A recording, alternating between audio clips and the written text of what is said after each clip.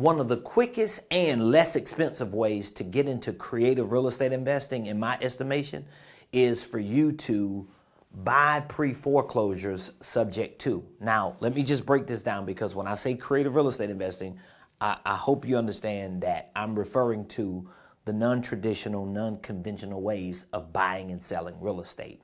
Subject to is one of those strategies because it requires sometimes little to no cash, but it definitely requires no credit. It requires no paperwork, no W-2s, no involvement from you with the bank. So it's definitely quicker and it's more cost effective for you than doing real estate investing the conventional or the traditional way. Now, when you take strategies like subject to and you look to purchase or buy pre-foreclosures, that is quicker and more cost effective because your lead generation or your marketing is not going to be as expensive as long as you're willing to do the work. So if me and you were friends, let's just assume we're friends, and you come to me and you say, Ramon, listen, I want to get into real estate investing. Where do I start? Well, first of all, I would say you need to start with becoming a creative real estate investor.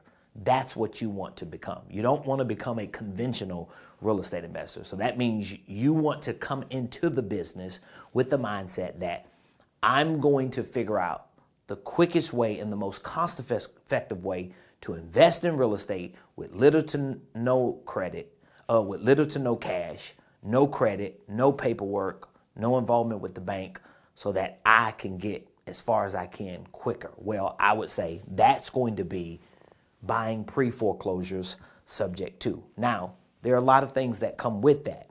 Number one, you have to be clear on your buy box. You got to be clear on your buy box. So when we say buy box, at least in today's world, we're talking about your investment criteria.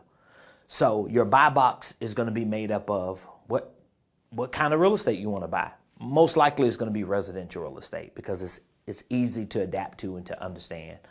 So it would be residential real estate. What area? It may be a certain area that you want to start doing it in.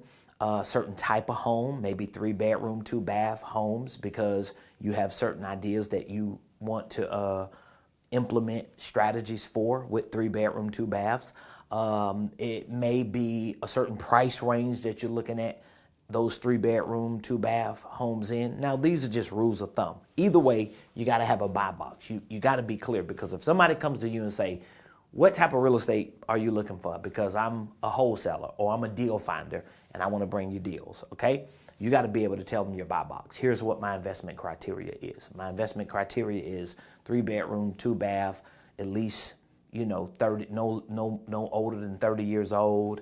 I want them in these 5 areas. The price range is this. I don't want to have to pay no more than maybe 10% of the value of the property to get into it, whatever your buy box is. So you get clear on your buy box.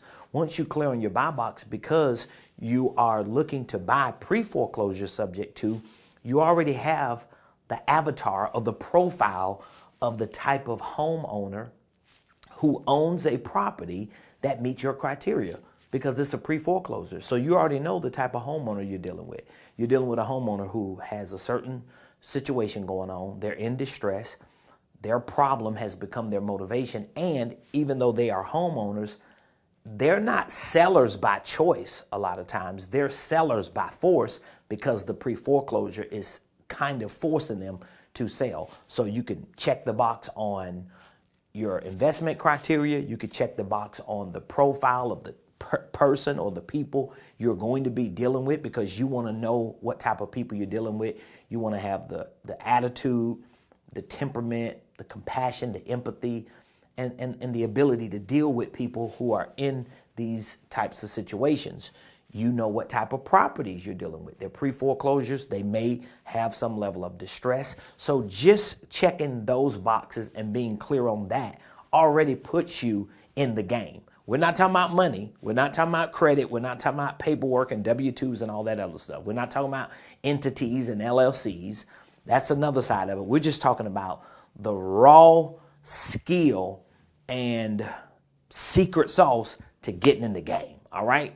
Now, once this is clear, I would then want you to become a beast, a master at underwriting. So for me, I am a creative real estate investor. I buy pre-foreclosures subject to, that's like my primary acquisition strategy. And what I have done is I've taken underwriting and I broke it up into 2 phases. So I have a preliminary phase that I'm going to do before I start making contact to the homeowner who has a property in pre-foreclosure. And then I have a post-contact underwriting. Now, the reason why I'm saying you got to become a beast at this, because if you're going to do a volume of deals and you're going to generate a lot of leads and really lean into your marketing, you got to be able to do this preliminary underwriting process real quick. I mean, to the point that when you look at these 6 data points that I'm about to share with you, you literally have to do this on each property within maybe 20 to 30 seconds. And that's how good you got to get. At first, it may take you 15 minutes just to do one until you get familiar with it. But my preliminary underwriting process, again, is based on me being clear. I know what kind of properties I want. I know what my acquisition strategy is. I know my buy box. I know the temperament and the personality behind the person who owns a home like this. And I know that this home is probably distressed. There are some issues. There's a lot of things going on. So I'm clear with that. Now, what I'm going to do is conduct my preliminary underwriting process. This is what's going to get me started so that I can start marketing and making contact. I have 6 data points that I want to gather so that I can know I have properties that are on my radar, that fit my criteria, that I can do business with. So data point number 1, I got to get a property address. So that means I've got to find where all the pre-foreclosures are, and I've got to go to those websites and to those places or buy those lists, and I've got to get that information. So if it's a list or if it's just websites that have these properties, I've got to go get the property addresses, and I want to make sure that the property addresses that I'm getting, they fit my buy box. That's data point number 1. Once I get the addresses, let's just hypothetically say, and I hate being hypothetical, but let's just use as an example, 100 properties. So I'm going to go out there and look for 100 pre-foreclosure properties that fit my buy box, right? Once I gather those 100 properties, what am I going to do? I'm going to take them and I'm going to put them on a REI platform, a real estate investors platform. One of the free platforms available today is PropWire. There are many other ones, and I use 3 or 4 of them, but PropWire is free.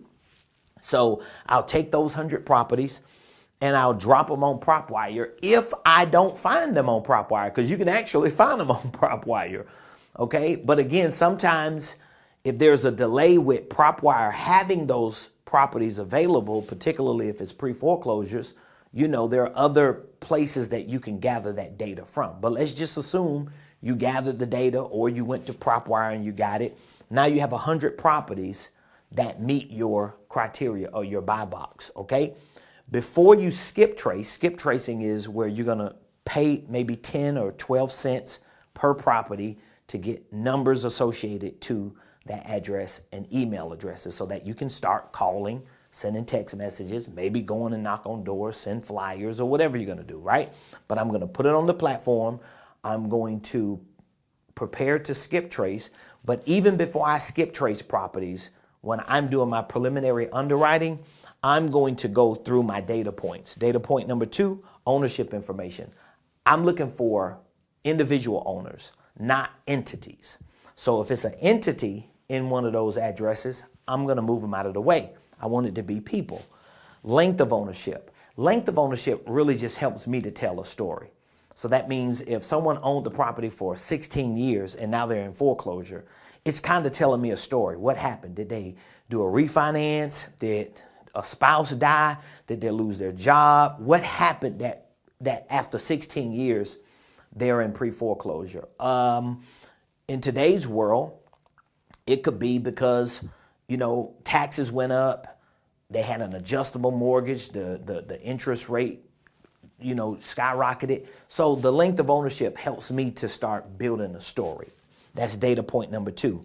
Data point number 3, I'm going to look at the current loan balance. And then I'm going to look at the ARV, or the resale value of that property. Why am I looking at the loan balance? Because when I buy this property subject to, I'm taking over the existing loan.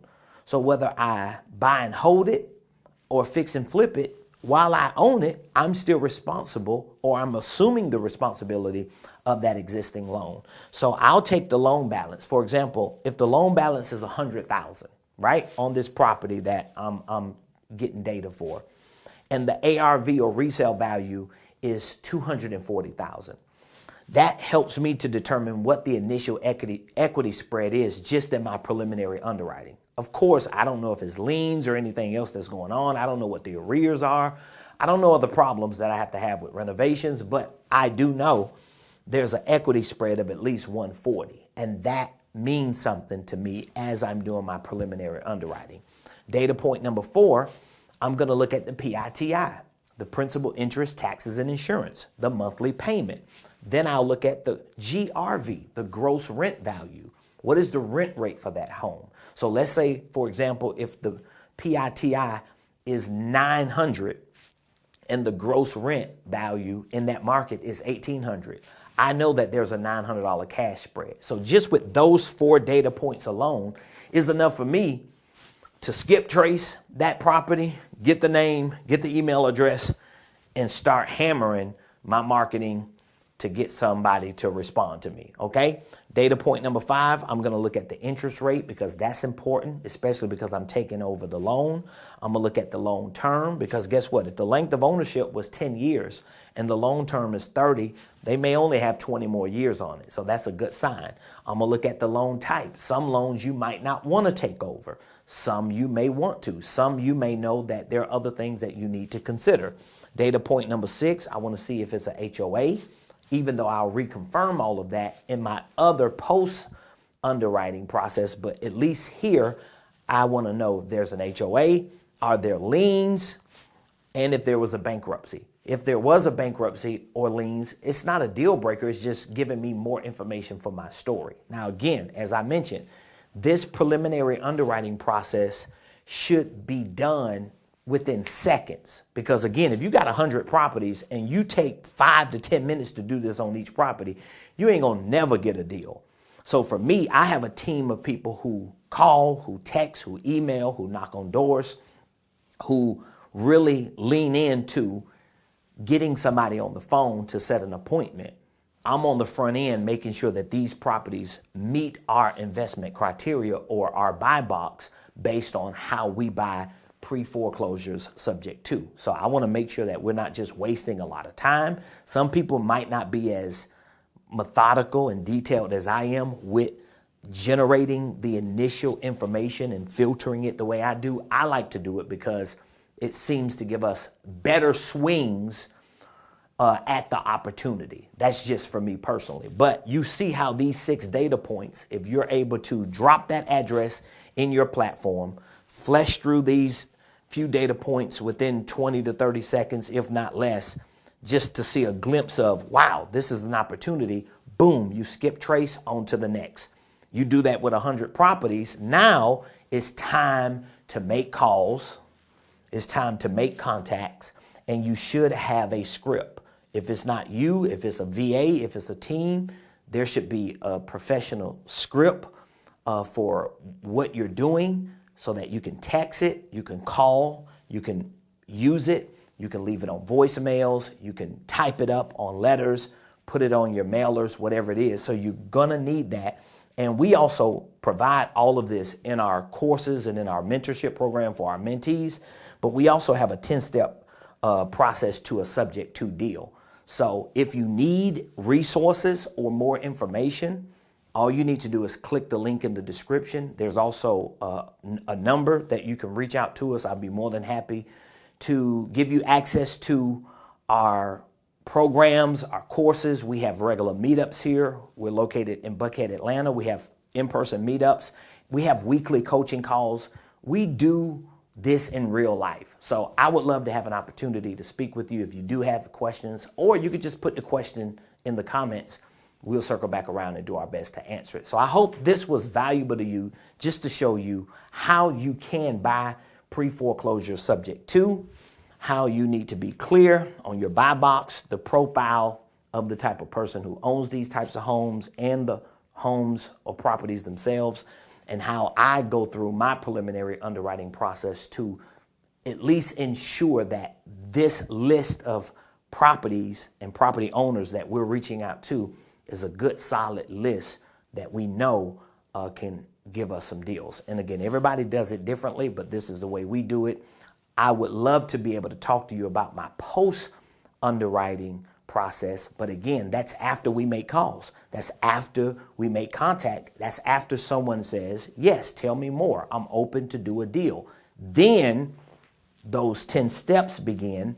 We gather more information so that we can conduct a post-contact underwriting process, because now we have more information, we have more data, we have more real numbers, we have more information that helps us to put this deal together even tighter, and most likely we can get a contract, the paperwork signed, and we can get to closing.